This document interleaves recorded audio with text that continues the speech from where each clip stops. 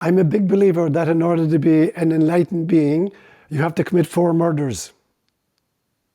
Right.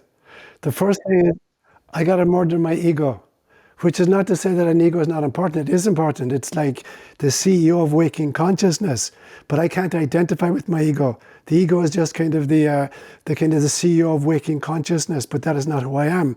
I'm a holographic fractal of Source itself. I'm a bite-sized piece of God who volunteered for human incarnation. And so the first thing I have to kill is ego is important for driving a car or stopping at traffic lights or tying my shoelaces, but it feels like it's the master of who I am, and it is not. So first I have to kill my ego. The second murder is I have to kill my father. And by that I mean I have to supersede my culture of origin. So for me, the father is the culture into which I was birthed and where I was raised by it. And there is no culture that can take us all the way to God.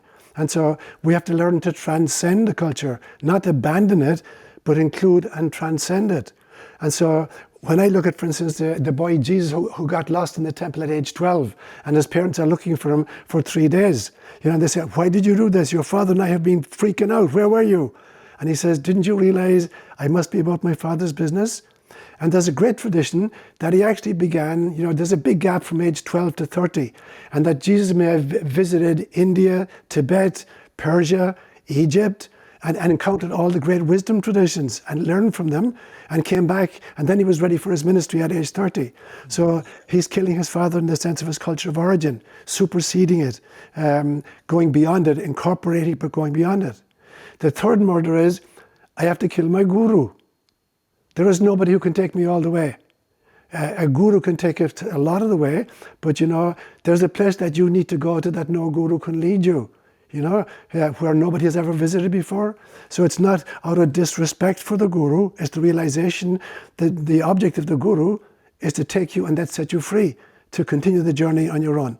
And the fourth murder is, I have to kill God. In other words, I have to supersede any theology.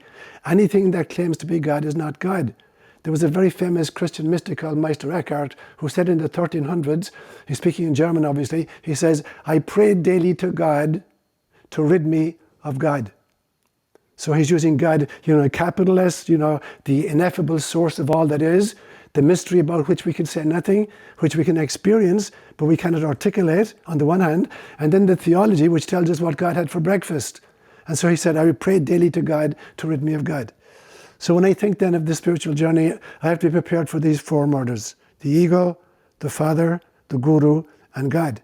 And so when I set out to kind of set God free, I'm trying to follow in the footsteps of Meister Eckhart in the sense that the God that we've been programmed to believe in is actually, in many senses, is a psychopathic, homicidal maniac that's wiping people out left and center. So that cannot be God. So what I sought to do was, I put God on trial for crimes against humanity. And I had a prosecution and a defense. So for each of them, I brought in scripture scholars and psychologists and kind of lawyers and mythologists in order to argue the case. And the net result was that we had the wrong person was on trial, that we have created a God in our own image and likeness. And so Carl Jung put it very, very powerfully when he talked about the notion of projection. That if I don't deal with my own shadow material as an individual, I'm going to have to project it onto somebody else and then have interpersonal conflict with that person. If we do that as a community, we're going to project the shadow of the community, and then we're going to be kind of racist against some other group. And if we do this as an earth community, as a global community, we're going to dump it onto nature. So you look, for instance, at there's a thing called the North Pacific Garbage Patch, which is a kind of an island the size of Texas, which is filled with plastic that has been dumped off the east coast of Asia and the west coast of North America and all the ships at sea. And literally it's just this mass of dumped projected material that the fish are feeding on, and then we feed on the fish. So we're recycling our garbage. Now, I think we do that as a global community, that we dump our unacknowledged shadow material, onto nature, and then we treat it abysmally. Now, I think the claim I make then is that's the God we've created. That we have been created in God's image and likeness, but we have returned the favor, and now we've created a God in our image and likeness.